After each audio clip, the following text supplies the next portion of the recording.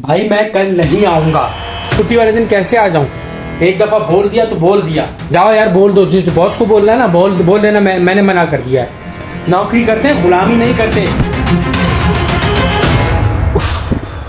कल इस टेंशन को रिजाइन दूंगा यार, और नहीं होता अब।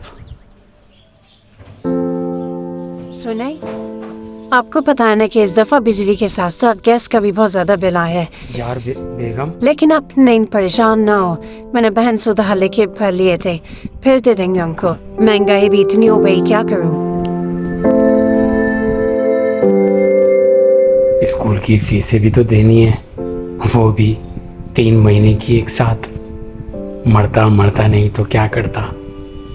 चलो कुछ अरसे और सही सह लेते हैं बच्चों की खातिर। हाँ हेलो, सॉरी यार, वो गुस्से में था। और हाँ, बॉस को तो कुछ नहीं बताया ना? जाना था यार कुछ अपने काम की खातिर, जब भी गुस्सा आ गया था यार। कल आता हूँ मैं ऑफिस। और हाँ सॉरी एक दफ़ा फिर यार, शुक्रिया।